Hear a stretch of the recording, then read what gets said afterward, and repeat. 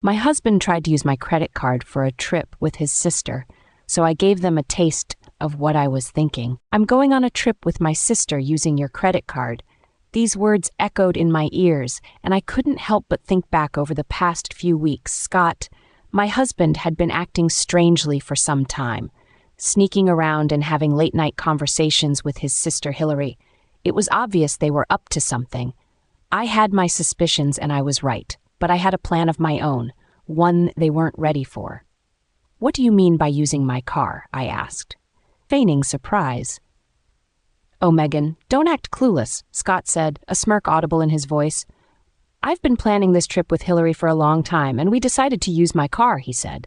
"I've been planning this trip with Hillary for a long time, and we decided to bring Ethan along."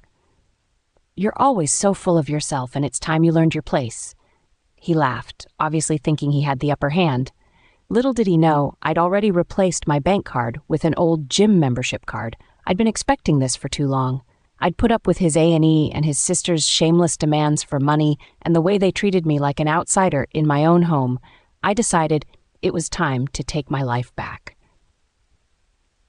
"Oh, Scott, I think you've made a mistake," I said calmly. "You're probably holding the wrong card." There was silence on the line, then a confused stutter. "What do you meant? This is your credit card. Wait, it says gym member." Scott's voice dropped, and I could almost see the color draining from his face.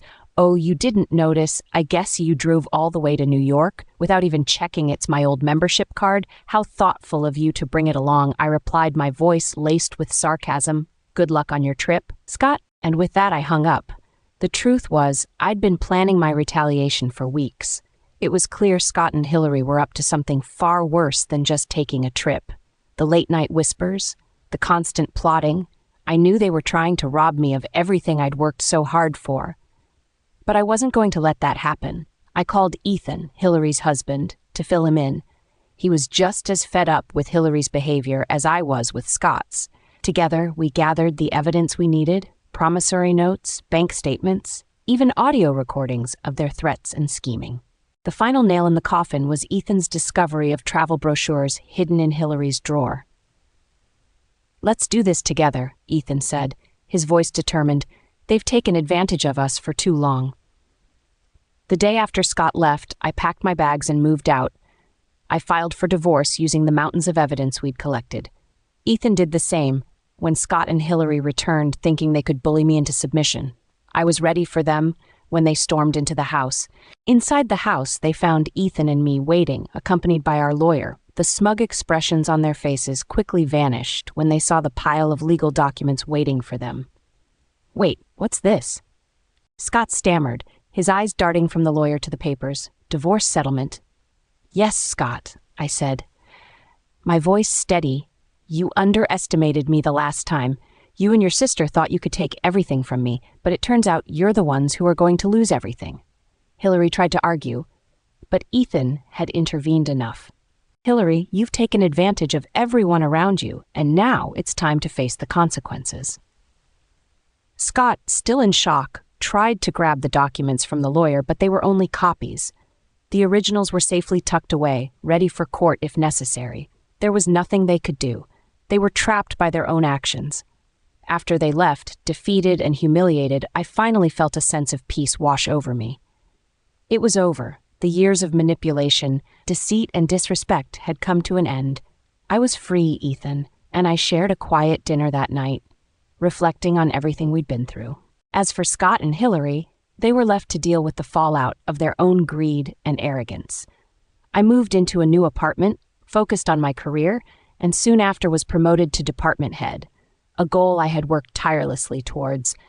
Life was finally looking up, and I was ready to embrace it. Whatever came next, what happened between Ethan and I after that is a story for another day. But for now, I can tell you that freedom, respect, and happiness are worth fighting for, and I finally had all three. The first few weeks after moving out were a whirlwind of emotions and adjustments. The weight of everything I had endured over the years seemed to be slowly lifting off my shoulders. But there were moments when the gravity of what had happened pulled me down. Finding joy in the little things, decorating, rearranging, and filling it with only what I needed. This was my space, and it was the start of something better. One of the biggest challenges was navigating my new routine without the constant fear of Scott and Hillary. It felt strange at first, not having to constantly watch my back or prepare for whatever plan they were cooking up next. I filled my days with work, pouring myself into my job, and it paid off.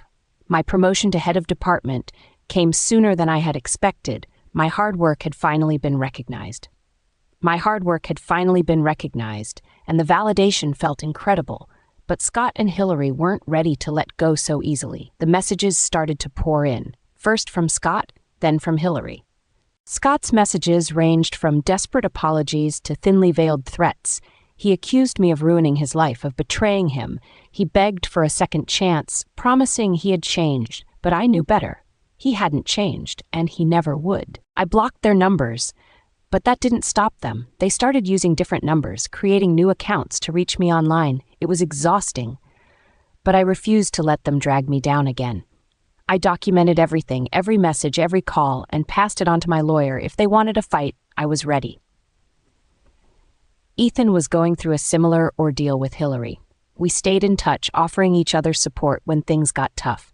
We met often, sometimes to talk about our next steps, other times just to relax. It was during one of these meetings, over a quiet dinner in a small restaurant, that Ethan suggested something that took me by surprise. "You know, Megan," he said, looking at me thoughtfully, "we've both been through a lot, and honestly, I don't know if I would have had the strength to go through all of this without you." I smiled, a little surprised. "I feel the same way, Ethan. I couldn't have done this alone." He paused, then continued, "I know it may be too soon to even think about it, but maybe when things settle down, we can see where this goes." He gestured between us, his expression hopeful but uncertain. I felt a warmth spread through me at his words. Ethan had been my rock through all this, and I had grown to care for him deeply, but the wounds from Scott and Hillary were still fresh, and I needed time to heal. "I'd like that," I said quietly, "but let's take things slow. We both need time to move on from all that has happened." Ethan nodded, a gentle smile on his face. Weeks passed and Scott's harassment began to fade. My lawyer had sent a cease and desist letter, and it seemed to have finally got through to him. Hillary had also gone quiet, probably too preoccupied with her own problems to bother me any longer. It was a relief, and I began to feel like I could really move on without the shadow of her toxicity hanging over me. One afternoon, as I was leaving work, I received an unexpected call from Ethan. His voice was full of excitement. "Megan, you won't believe this. This Hillary has finally agreed to settle. She's signing the divorce papers." I felt a surge of happiness for him. "Ethan, that's amazing. I'm so happy for you. It's all thanks to you." He said, "You helped me see that I deserved better, that I didn't have to put up with her manipulation any longer." "You've always deserved better, Ethan," I replied. "I'm just glad you're finally getting the peace you need." We decided to meet that evening to celebrate. We went to a small, cozy restaurant we'd discovered together, a place that had become our go-to when we needed to unwind. We talked about anything and everything, letting the weight of the past few months fall away. There was no talk of Scott or Hillary, no discussion of legal battles or plans for revenge. Just two people enjoying each other's company, finally free of the chains that had held them back for so long. As the evening wore on, I found myself looking at Ethan in a new light. He had been my partner through some of the darkest times of my life.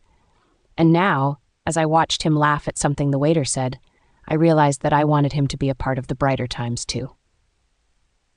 Maybe it was too soon, maybe it wasn't, but in that moment I knew I wanted to find out. "Ethan," I said, my voice barely above a whisper. He turned to me, his eyes warm and attentive. His smile lit up his entire face, and he reached across the table to take my hand. "I'm glad to hear that. Megan, we're going to take this one step at a time." And that's exactly what we did. We took things slowly. We gave ourselves the time and space we needed to heal and grow. We supported each other. We celebrated each other's successes, and we found comfort in each other's failures. It wasn't always easy. There were times when the scars of our past threatened to reopen, but we faced them together, and that made all the difference. A year after Scott and Hillary's failed trip, I stood in front of a room full of my colleagues to accept an award for my contribution to the company. This was my life now, filled with people who supported me, who respected me, who loved me for who I was. After the ceremony, Ethan and I went out to celebrate.